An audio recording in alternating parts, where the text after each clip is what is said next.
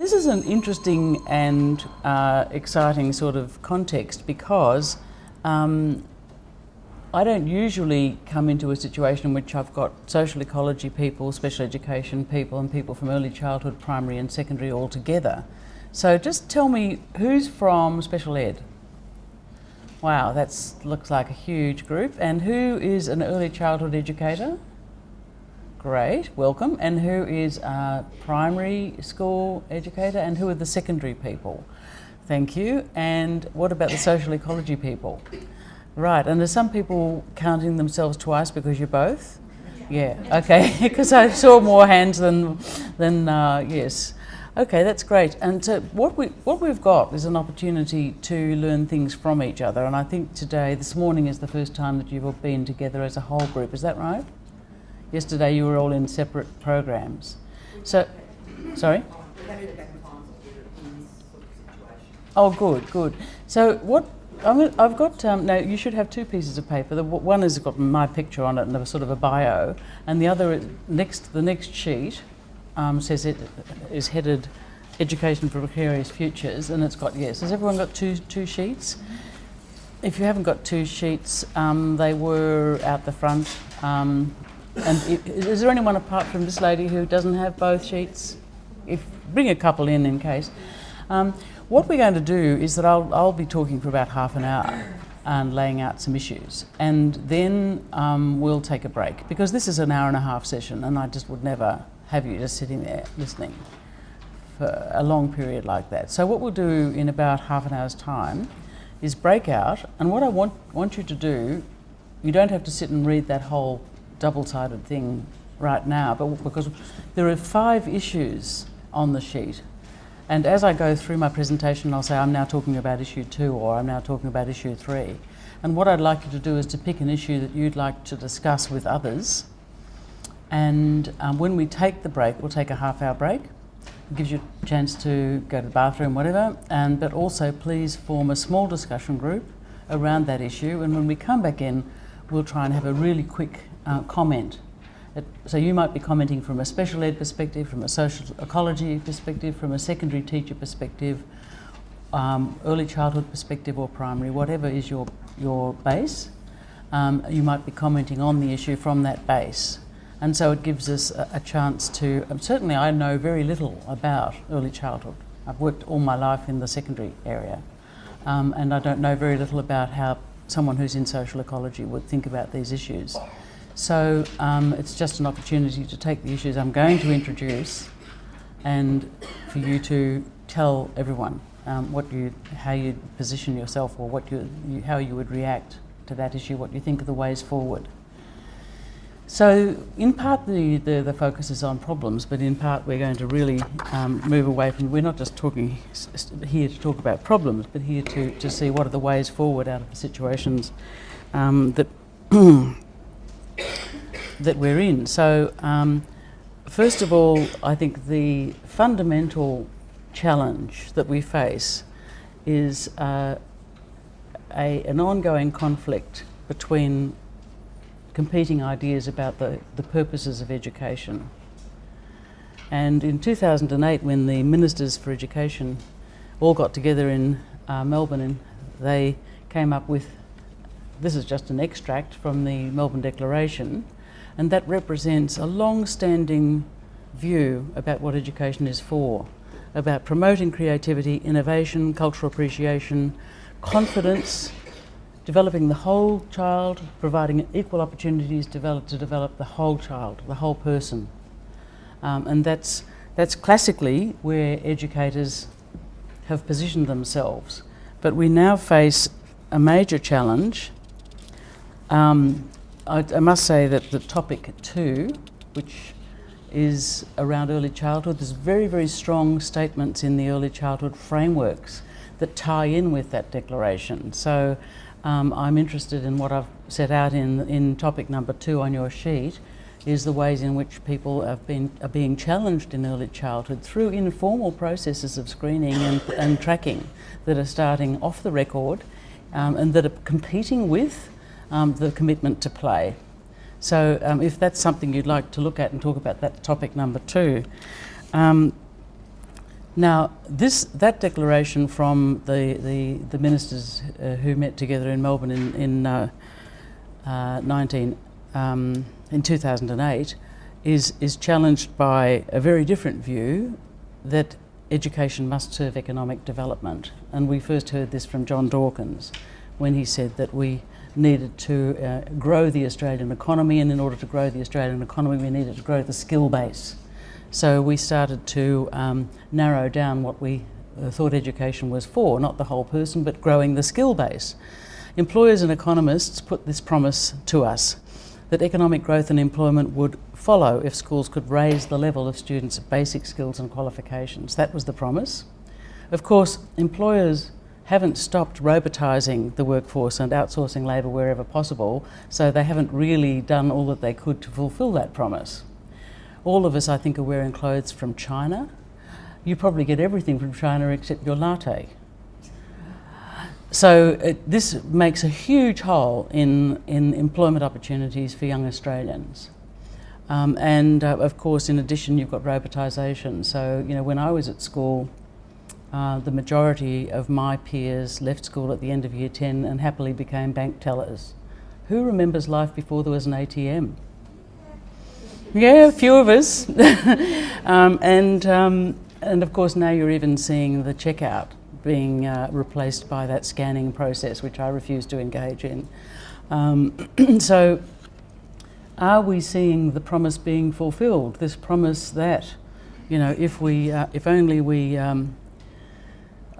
raise the skill base, we'll all be happily employed.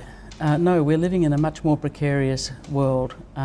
As I said a moment ago, the neoconservative bargain ties education to employment, and because of that, it narrows the focus of what schools are expected to do. And that narrowing of the focus pushes all the way down to the early childhood level. So the bargain that they gave us, the bargain the economists presented to us, is starting to fray. I actually see that. What I think is important is that we as educators, we as leaders in this field understand that they have failed on their bargain, and we need to hold them to that. That this bargain that they put to us isn't working, so why should we stick with that bargain? There are other ways to think about education. I know that ever since the early 1980s this is the way we've been told to think, but there are other philosophies. Read John Dewey, read the early documents, Schools in Australia 1975. Read these documents not to go backwards in history, but to think forwards about how we can use those fundamental ideas to recreate an education worth having. One of the most startling experiences of my relatively long career was that I was employed at the Organisation for Economic Development in 1986, 87 and 88.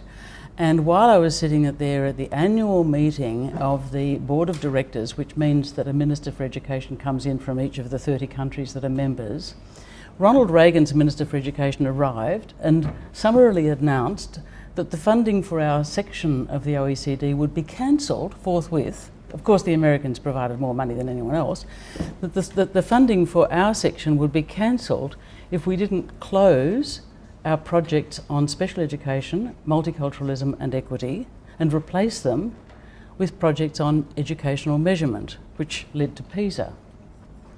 So I was actually there at this critical moment where we saw the OECD switch from that focus on equity towards a focus on international testing, heralding the incoming period of economic rationalism, which has so dominated us for the last 30 years. I think it's time to blow the whistle and say that's over. Let's look at other ways that we can think about what education is for. So we went from, there is a short step, of course, from economic rationalism to NAPLAN. There is an obsession with auditing everything, putting children in competition with each other, putting schools in competition with each other, and even nations in competition with each other through PISA. You know, that's another topic, I think. Let me just see which topic we're on to now. Group 5, if you're interested in topic number 5, this is where you would talk about this one.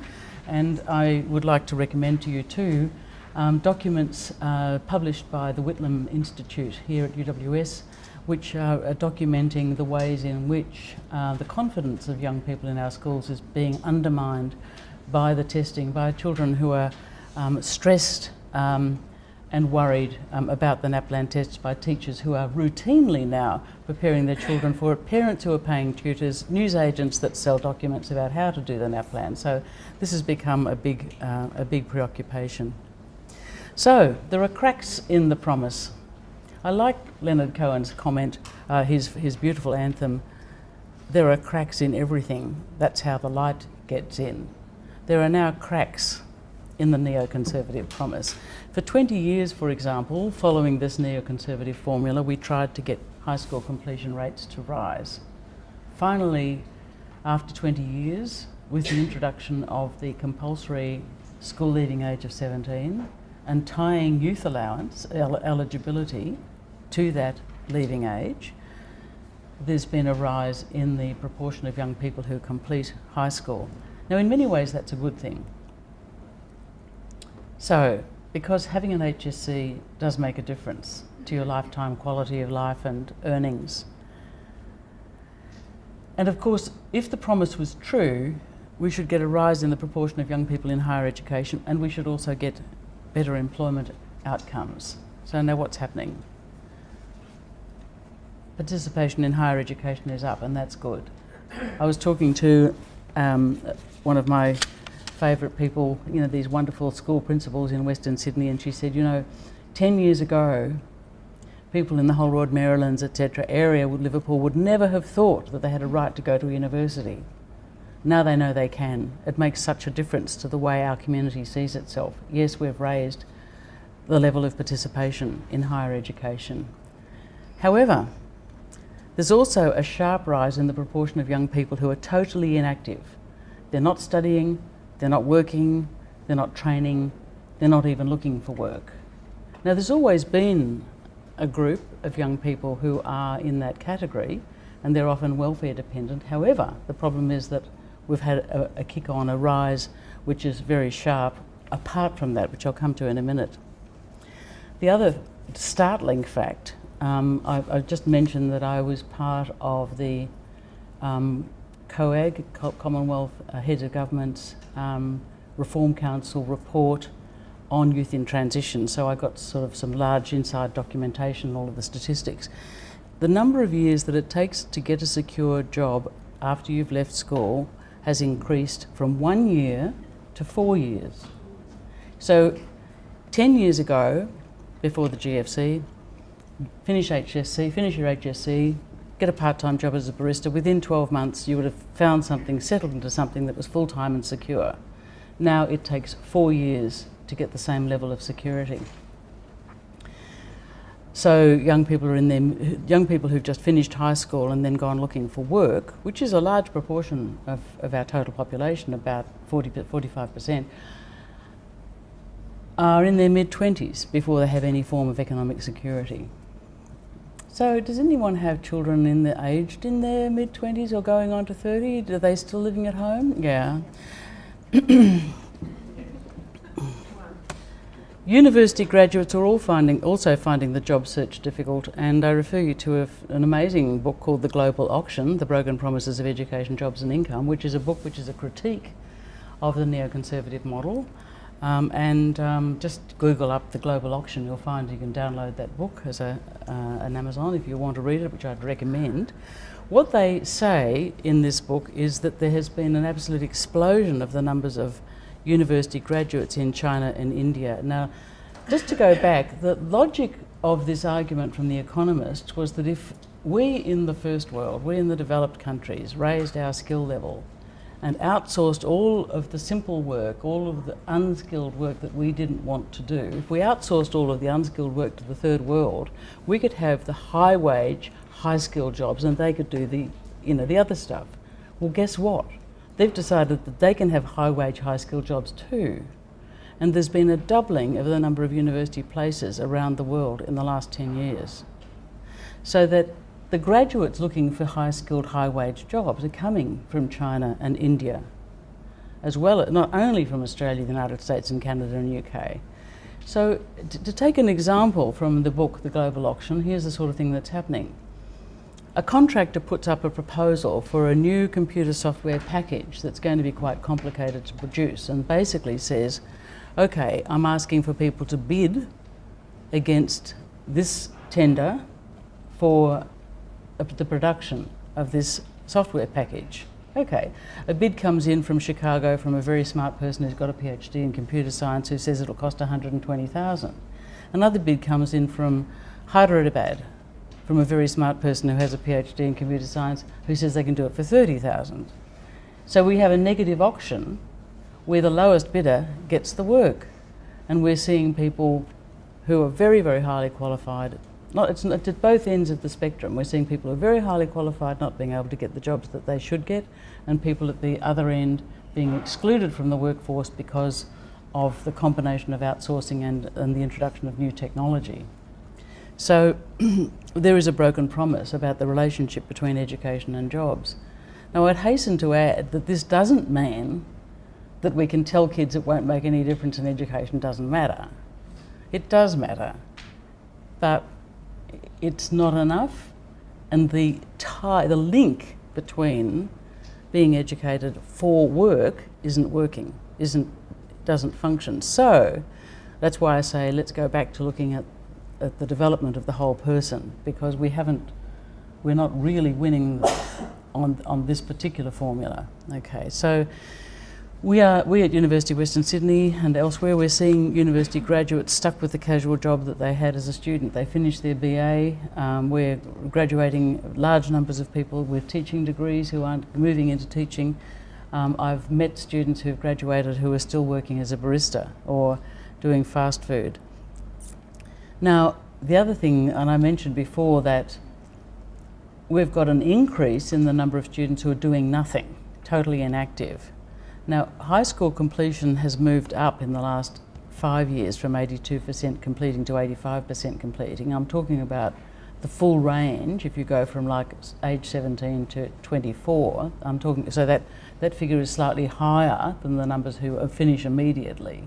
That's who eventually finishes, right? However, full engagement, that is, the people who are actively in education or training or work, has fallen. And that's not what's supposed to happen. That red line should go up when the grey line goes up. That's weird. That data is from the National Partnership on Youth Attainment, which I mentioned before. So what's going on? And I mean, that red line dropping, that's very worrying, because you've got a very substantial increase. There are about 50,000 young people who are doing nothing, couch potatoes, disconnected, not applying for, don't have a caseworker, not applying for unemployment benefit, in grave danger of spending their whole life on welfare. And why did it go up? So what's going on? I would like to thank Professor Richard Sweet for these next 3 slides. What's the chance of getting a full-time job? In 1990, if you were a teenager and you left school, you had a 70% chance of getting a full-time job. Now your chance of getting a full-time job is about 40%. If you're not studying, what are you doing? Well, there's not as many young people unemployed as there were in the recession of 1992, where it peaked at 51 there, down to about 25%. That is, these are the people who are not studying, a quarter of them are unemployed. What's more alarming is that a third of them are not doing anything. They're not even applying for jobs. And the crossover there, where inactive gets to be bigger than unemployed, is critical. What happened? You may be wondering how we can what's going on here? Why do we have a fall in the numbers unemployed? Well, in part because it's the numbers in part-time work have gone up so quickly. If you've got a part-time job, you're not classified as unemployed. So the rise in that's where most young people are, doing part-time work.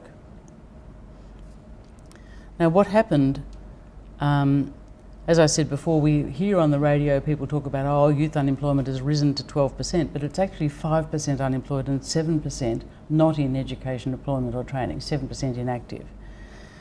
And that's the one that's rising. Why?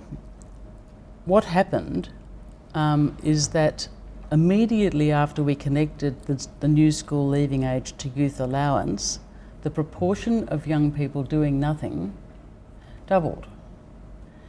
because there are about 50,000 young Australians who went to their school and who didn't like school and didn't like theory and didn't like sitting in desks and doing stuff and didn't have any electives and there wasn't a good enough vet program and they weren't getting work experience placements and so on and so forth.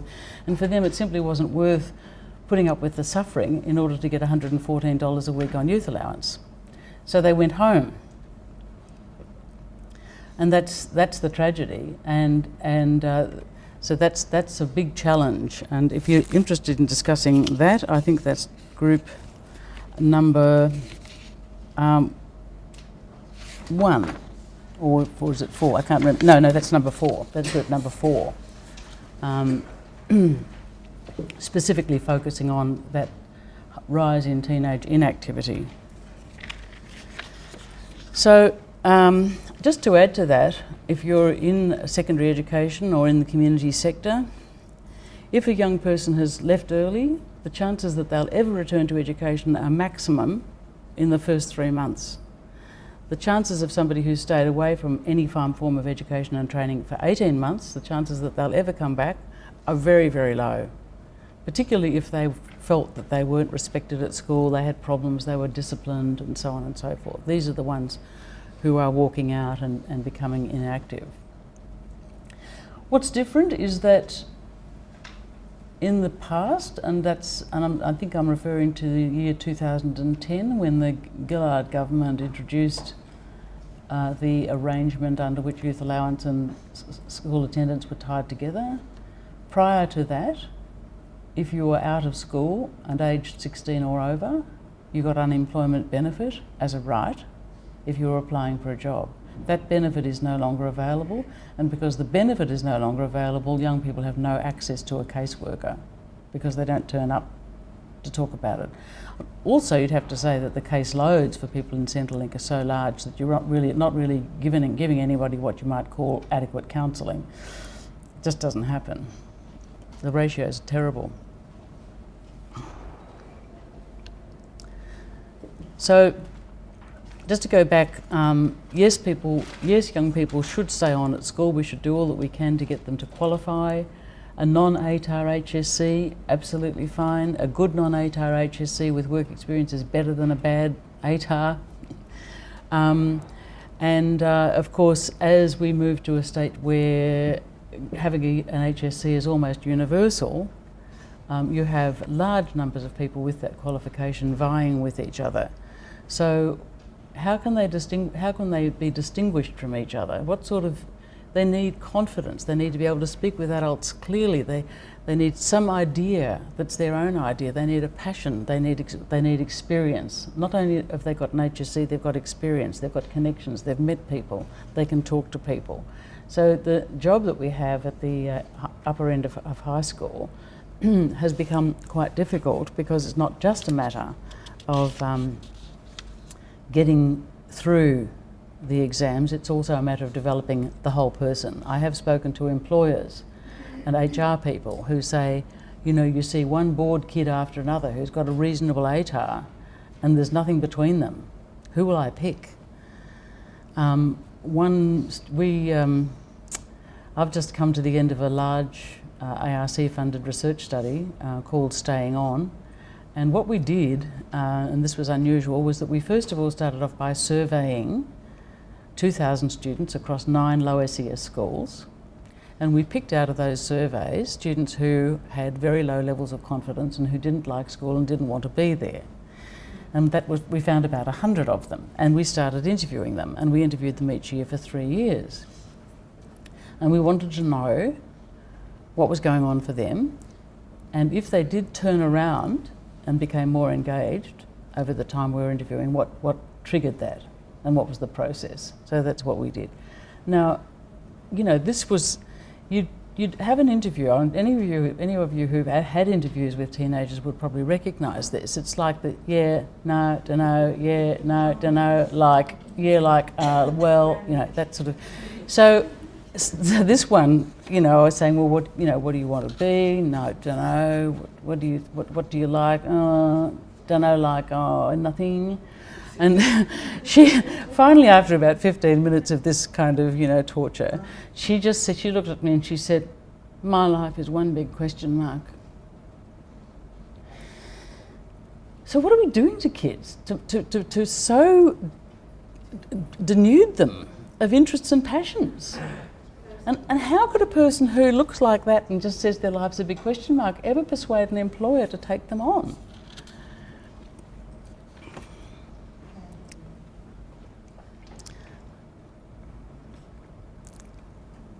Now, I'll give you a case study that came from our staying on, and this was an interesting one. Going on can be better than staying on. What do I mean? Some kids just won't do HSC. Right. Okay, Adela, she hated it. So I said, what do you like most about school? Oh, sport, other kids. What don't you like? Theory. What's theory? Oh, it's any time you sit in a desk and have to write something. Doesn't matter, any subject. And she wanted, what do you want to do? I would, no, I'm fed up, don't like school, don't like theory. So she had the very good fortune to be in a school where the director, where the head of the vet program had organised tremendous relationships between his school and aged care facilities on the Central Coast. I mean, on the Central Coast they were bringing in nurses from the Philippines to work in these facilities, and so he started on a long and slow process of achieving cultural change, where he persuaded the people, the staff managing the aged care facilities, that teenagers were fine even if they had safety pins through their cheeks, and that the older people would be fine with them. They wouldn't be dangerous, etc. So then gradually, instead of bringing in nurses from the Philippines across this area, we've got 14 school-based apprenticeships every year. We've got aged care facilities coming to the school saying, can I please have a school-based apprentice? I want to have a student. And so Adela got an industry placement with an aged care facility. She just loved it. She enrolled in vet courses leading to the certificate to in aged care and healthcare assisting. And I said to her, look, you've just about finished an HSC, like you've got, so many points towards the number of points you need to get. You only need to do English and one other subject. No, not doing that. Not doing that. I said, so what do you like doing? She said, I get up early. I said, so what, 5 o'clock I get up, I go down to the aged care facility, I wash the old ladies, give them the showers. I said, so how do you feel about that? Oh, I love it. Do we need people like that in the world? Yes. So instead of disengaging from learning, she's going on, but absolutely refuses to do the HSC. I said, so what's your long-term plan? Oh, I'll get a registered nurse certificate, degree. Yeah? She said, yeah, you can, once you've got 2 Cert 4s, you get into second year at Newcastle, and that's fine, that's what I'll do. Fine, good. So that's one story. So the interesting thing is that out of the 100 students that we talked to again and again and again, only about a third of them became more positive. And there were things that happened that made them more positive. I can talk to you about that later. So now, in fact, we're right on time to take a break. So here's what I'm suggesting. Have a look at the piece of paper, pick the question you'd like, right? If you want question, you have to sort of meet up with people. So I think basically if you want question 1, go up there. Question 1, go up there.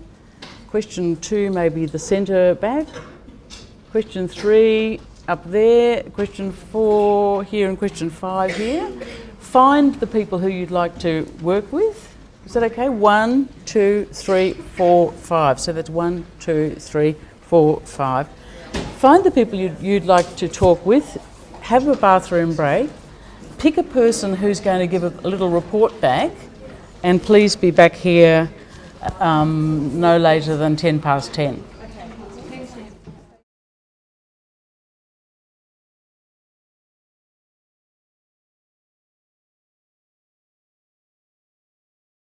So I just wanted to say I look forward to each of you coming down. Whoever's ready to talk about number 1, success in school no longer guarantees a secure future in the workforce.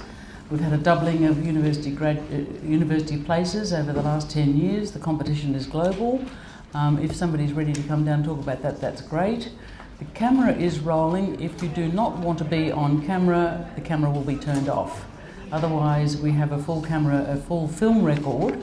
And I think the directors of this program, Suzanne Gannon, will receive a video from Tom at some point. If you missed part of this session, you'll be able to watch the video. If you thought it was so exciting you'd like to watch it again, You know, it's look, it'll have a price. Okay, please come up. Issue number 1 was success at school no longer guarantees a secure future in the workforce. Some of the discussions that our group had revolved around whether a good ATAR or an HSC result was sufficient to secure security in the workforce, or to just be able to get the job that you wanted to. And we thought, for a start, a short answer to that was no. We thought one of the most desirable skills for students leaving HSC would be employability, initiative, and work experience. And so part of that was that we thought that employers and industry, tertiary institutions as well, should be forming stronger links so that when students were going through their HSC, through their school years, particularly from probably year 8 and year 9, that they should be given the opportunity to explore a range of skills, a range of employment opportunities, and that might guide them in better choices as they go on through their HSC. Yeah. Another big thing that we sort of came up with was this idea that ATARs are not necessarily the best measurement of a person. I mean, it's kind of hard to sort of boil down an individual into a number, and I think we all sort of agree with that. If anybody in here is I doubt anybody in here is a giant fan of the NAPLAN thing. Yeah, so we were sort of talking about this idea of having other skills aside from essay writing and other kinds of assessments like that counting towards that ATAR, possibly even sort of a higher emphasis on vocational skills and things and have those. At the moment, a lot of that stuff doesn't count towards ATARs. There's obviously there's the difference between sort of board endorsed courses and non-board endorsed courses. Maybe have some of those non-board endorsed courses assessed in some way so that they can sort of have that grouped in with the ATAR thing, so that it's not. I mean, I know ATAR is just a way to get into uni, but yeah, so. One more thing, we spoke about the importance of vocational institutions, especially TAFE, and Con, who works in TAFE, was saying asking for more money is not really going to be a solution. Everyone's putting their hand out for more money from the government, so it needs to be smarter, more targeted, more specific, and very much linked between the institution and the industry. Terrific. Thank you. Thank you very much. Oh, come up. Yeah, thank you guys. That was great. Our group also explored question 1, and we came up with several very pertinent insights. One was the recognition that there are systemic issues that need to be addressed, and intervention needs to happen at many different points, not just with students or with teachers, but with the institutions and the organisation and politically as well. And having shied away from being a political activist most of my life, I'm going, oh God, now I'm going to have to do it because things are so bad. And I've had the recent experience of working with undergraduates in business responsibility, principles of business responsibility. And I'm shocked at the very low level of critical thinking skills, the unwillingness to connect even with each other. And it took me back to 30 years ago working with long-term unemployed kids, and I think I'm looking at the same group and I am really scared for these kids. So community was shown up as an intervention point, and also the suggestion that epistemology should be taught at every level. Epistemology? Yes. So that people can look outside their own particular worldview. So they are some of the little gems that our group 1 came up with. Terrific. 30%. Oh, and yes, the 30% too. Yes, we there's hope with that 30% who who are not taking the conventional journey. Which 30% is that? The one that are home and not participating. Oh, yes, yes. Yes, but if they stop participating, one has to work out how to prevent them from stopping participating because, yeah, that's right. And of course, you know, in the first 3 months after they walk out, that's the only time you can really get them back. I mean, after that it becomes more and more difficult. Well, those are terrific contributions. Yes, the interesting thing about the VET subjects is that first of all you can't start to do them in New South Wales unless you're in year 10 or beyond, and we do need to start to take kids who would like to accumulate credits towards a Certificate 3 and let them start in year 9, 8 or 9, because it's a long, you know, like Adela, you know, theory is just not for her. So starting on that pathway earlier. And the other, of course, is this way in which the prestige of the Board of Studies lands upon the academic subjects and sets the other subjects off into some other space where they're less valued. And I think that that's very obvious and really needs to be challenged, because Australia is one of the few developed countries. The French have 2 year 12s, baccalaureate général, baccalaureate for technical and trade. And so it's recognised that there's 2 ways to go, and I think we need to really look at that. Yeah. Or back to that, because that's pre-Wyndham in a way, isn't it? Yeah, yeah. Okay, topic number 2. Topic number 2, I'd like someone to come down. Early childhood, supporting children's confidence, imagination, interests and passions. The early years of learning framework, essential Yep, he's coming.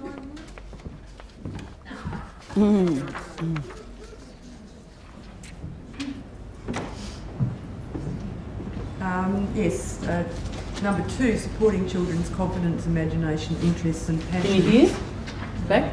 Am I not speaking loud enough? Just closer to the Get close, put your face closer to the mic, yeah. Yeah, question 2, supporting children's confidence, imagination, interests and passions. The major things that we came up with, particularly around primary and early primary, was children's skills to play and learn together, to be social beings. That they're the base skills that a lot of children aren't coming to school with or coming to society with. The technology and the busy parents. And then another major one was the parental demands that teachers are finding parents are telling them what they want their children to do, and that the teachers need to be stronger about their professional status, and have the whole of school support. And the fact that, you know, like if you've got a principal that stands behind the teacher and doesn't let the parents bully teachers, which does happen a lot, that's going to help a lot in that instance. Thank you. Was there another anyone else from the early childhood sector? Just so. Thank you very much for that. Yes, that was exactly you know, the sort of thing we're concerned about. Now the third question, well, oh, there's someone else coming down. Terrific. A friend of ours in Brisbane conducted a little research project, and they handed out iPads to the kids, and they said, now, you know, this is, and they wanted them to do things like Mac Draw, you know, like that kind of those apps which are very creative. But the parents came in and said, oh no, we want them to do sight words and phonics. Yeah, I just thought I'd add in, hope that's okay with other people in my group, because lots of interesting things were actually said. I think something that early childhood teachers do well is connect with their students. Of course, there's generally less of them and ratios are a bit kinder and they've got a little bit more time.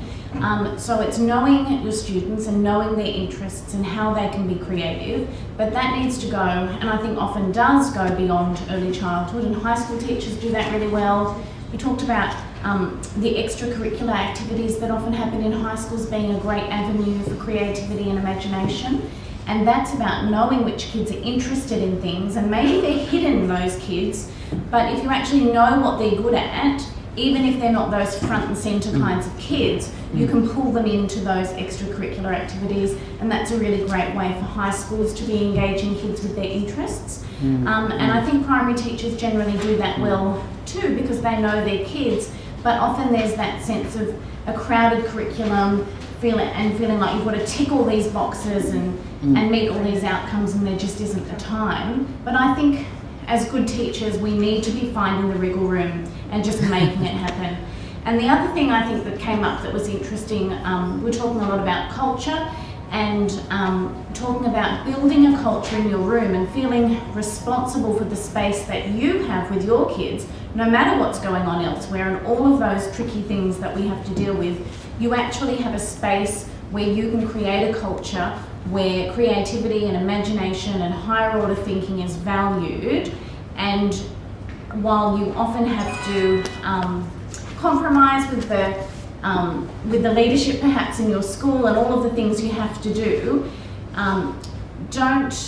we kind of talked about how despite all of those tricky things, you actually do have an opportunity to build a culture in your classroom space or your school or whatever you're responsible for, and value imagination and value creativity. And I think that was interesting. Good. Thanks. That's a terrific statement, thank you. And I think there's a good connection, a segue from what you've just said to looking at students with special needs. So whoever is going to talk about that, please come down.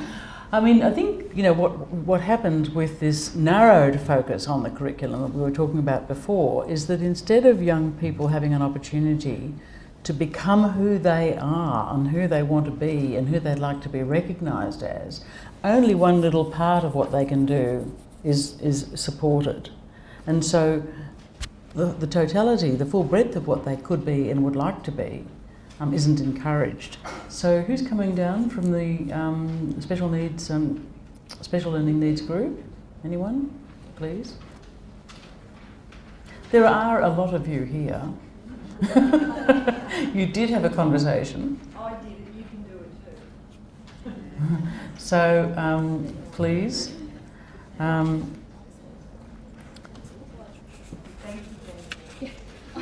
Oh, you go. I actually wasn't in the group that discussed this. David and I had an interesting conversation about something else. But because I'm the ACCA for special education, I feel compelled to say something.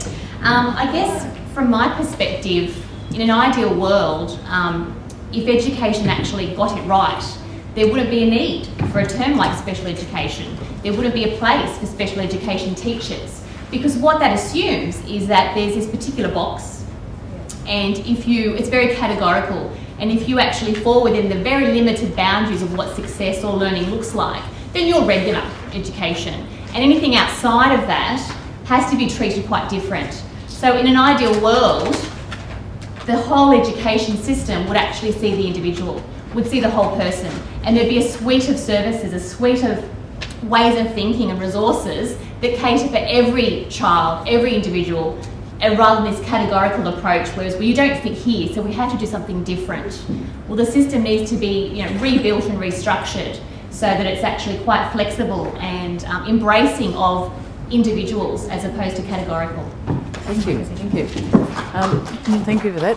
Yes, talking about students who in the past would never have stayed on, who now are staying on Year 11, school principals I've been talking to say that for these students you develop individual learning plans because the standard Year 12, Year 11, 12 package isn't what they need.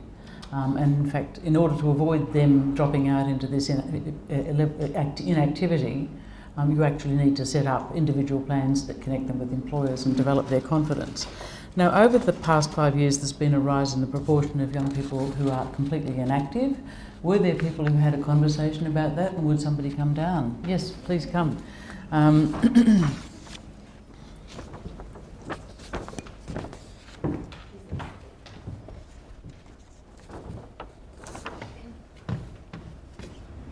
I'm Rebecca.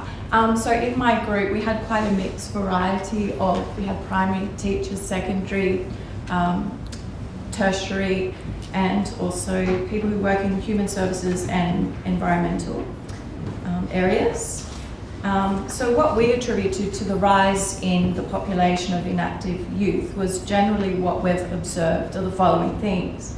In children, young people, we're seeing somewhat a sense of a lack of hope in some people. So we're not overgeneralizing, but we are noticing that. And with that, we're noticing a lack of self-esteem and what we would classify as self-worth. We're seeing problems with motivation in some students, particularly those from lower socioeconomic backgrounds.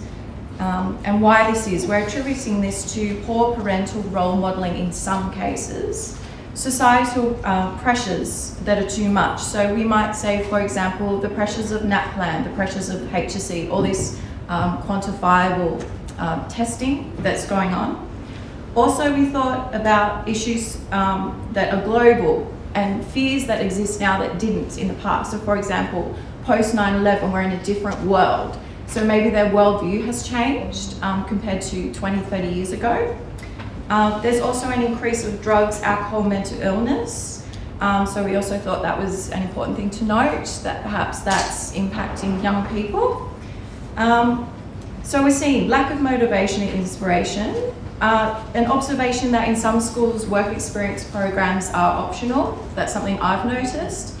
So there's a little bit of a lack in that area if it's an optional thing, and then also what the kids are aspiring to.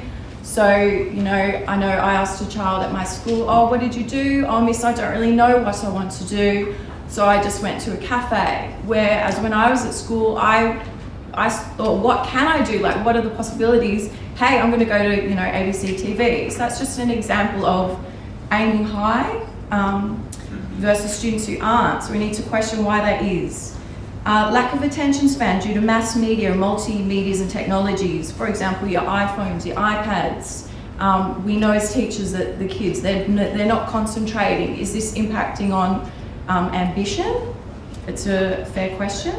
What we can do, we could look at ways to support and encourage and inspire young people, have the conversation with them. What do you want to do when you finish school? It's a question you can have in class with your students all the time. Try and engage that, support it, encourage it, give them some sense of hope. Thank you. Thank you. Thank you. And finally, we're almost running out of time, but is there anybody who discussed the NAPLAN thing and who'd like to make a comment on what they think the impacts of that are? We're getting someone pointed to up here, yes? I mean, it actually is 25 past, so maybe we should move along unless somebody's desperate to... Okay, so the sort of things that could make a difference. Talking to a school principal yesterday, she said some of our teenagers in our schools just don't think they're worthy. And I was staggered to hear her say that. Don't think they're worthy. I said, of what, an apprenticeship or a play? She said, yes, they would think that them getting an apprenticeship, they're not worthy of it. And certainly a university place, they're not worthy of it. So we do have a huge issue about making young people feel that they are worth it. There is a place. There are options. They can move on.